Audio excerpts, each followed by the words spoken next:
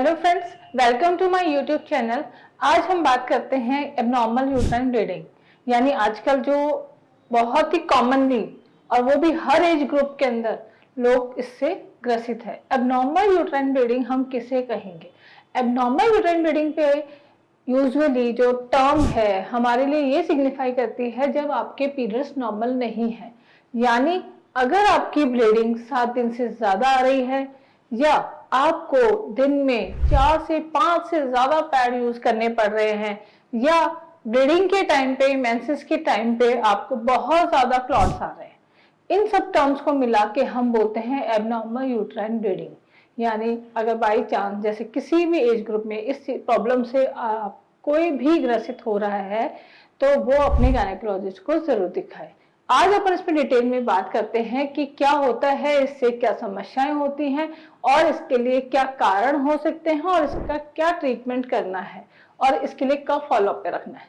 देखिए, abnormal uterine bleeding में हो सकता है कि आपके सबसे पहले कि कोई मेडिकल डिसऑर्डर हो, यानी आपको कुछ हीमोग्लोबिन की कमी हो।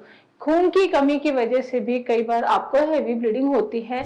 हैवी ब्लीडिंग होने की वजह से आपको हीमोग्लोबिन और कम हो जाता है।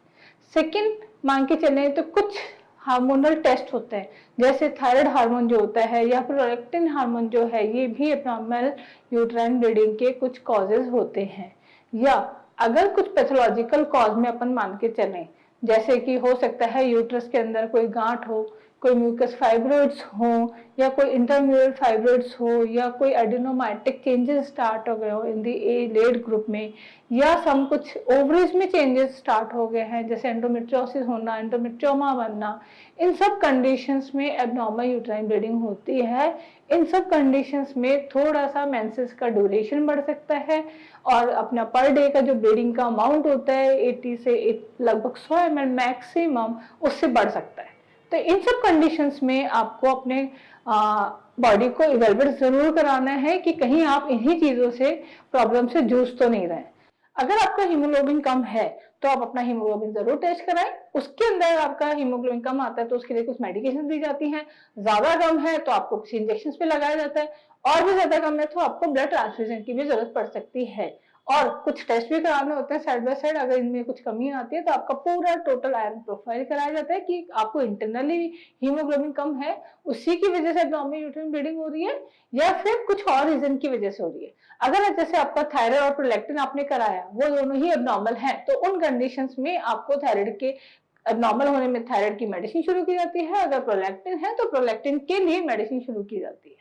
नेक्स्ट, अगर अपने पास पैथोलॉजिकल कॉज है, जैसे आपने सोनोग्राफी करवाई, सोनोग्राफी में जब आप पेल्विक सोनोग्राफी करवाते हैं तो उसमें अगर आपको कोई फाइब्रॉइड आता है, कोई एडिनोमैटिक चेंजेस आते हैं या कोई ओवेरियन डिसऑर्डर्स आते हैं, या समटाइम्स कुछ कॉजेज ऐसे भी होते हैं जो सर्विक्स से रिलेटेड होते हैं। सर्विक्स यानी आपकी बच्चेदानी का मुंह, वहां पे अगर कोई पॉलिप है या कोई ग्रोथ है तो वो भी एक कॉज हो सकता है इन आपका यूट्राइन ब्लीडिंग हैवी करने का। तो इन सब कंडीशंस में जो जो जिसका कॉज है उसके अकॉर्डिंग उसका ट्रीटमेंट फॉलो किया जाता है। अगर आपको पॉलिप की प्रॉब्लम हो रही है तो उस पॉलिप को हटाया जाता है। वो आपको चाहे ओपन कर, मतलब नीचे के रास्ते से देख के, पेल्विक एग्जामिनेशन के थ्रू देख के निकाला जा सकता है, और आजकल तो नई टेक्निक्स आ गई है जिसको हिस्टोस्कोपी कहते हैं, उसके थ्रू भी निकाला जाता है, जो कि एक डे केयर प्रोसीजर भी कन्वर्ट होता है और it could be a 1 day procedure. और अगर कोई इंटरम्यूरल फाइब्रोइड है या सब म्यूकोजल फाइब्रोइड है जो आपके एंडोमेट्रियम को थोड़ा सा इंडल्ज कर रहा है, बाहर की तरफ प्रोट्रूड कर रहा है, उसकी वजह से एबनॉर्मल ब्लीडिंग है, तो उसको भी हिस्टोस्कोपिकली रिमूव किया जाता है और आपको एबनॉर्मल ब्लीडिंग जो कॉजेज हैं उससे आप निजात पा सकते हैं। अगर आपके पास और कोई रीजन की वजह से, जैसे कुछ यंग गर्ल्स होते हैं जिनको हम प्यूबर्टी मीनोरेजिया कंडीशन का एक टर्म देते हैं, यानी जैसे उसको मेंसेस स्टार्ट होते हैं उन कंडीशंस में उन पेशेंट्स को, उन बच्चियों को बहुत हैवी ब्लीडिंग होती है और वो किसी शर्म की वजह से बता नहीं पाती है कि मम्मा मुझे ये सब हो रहा है, ये प्रॉब्लम्स हो रही है, पर डे के इतने पैड्स यूज कर रही है, तो उन कंडीशंस में उन बच्चों का अपना टेस्ट कराना होता है। और हो सकता है उनको कुछ और डिसऑर्डर हो, जैसे कोगुलेशन डिसऑर्डर्स भी होते हैं, हीमोग्लोबिन लो होने से, थायराइड प्रोफाइल चेक करने पे, या पीटीआईएनआई यानी कोगुलेशन डिसऑर्डर्स हैं उन जो कि खून पतला करते हैं, उन कंडीशंस की वजह से भी उन बच्चों को हैवी ब्लीड होती है कई बार। और इनिशियल लेवल पे तो उन बच्चों को थोड़ा सा टाइम लगता है कि अपना न्यूरोलॉजिकल सेट होने में। तब जब सेट हो जाता है, यूट्रस टू न्यूरोलॉजिकल वाला जो फ्लो होता है हमारा, वो मेंटेन हो जाता है, तो आपके पीरियड्स भी रेगुलर आने लग जाते हैं।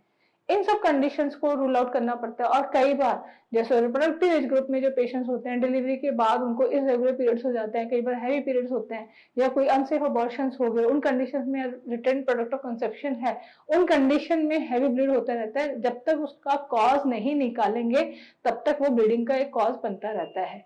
इसीलिए प्लीज अगर कोई भी ऐसा साथ में है या एबनॉर्मल यूट्राइन ब्लीडिंग से रिलेटेड कोई प्रॉब्लम है, तो आप अपने गायनेकोलॉजिस्ट को जरूर विजिट करें। अगर ये वीडियो आपको थोड़ा सा भी अच्छा लगा, शेयर करने लायक है, तो प्लीज इसको शेयर जरूर करिए और मैक्सिमम लोगों तक ये अवेयरनेस पहुंचाए।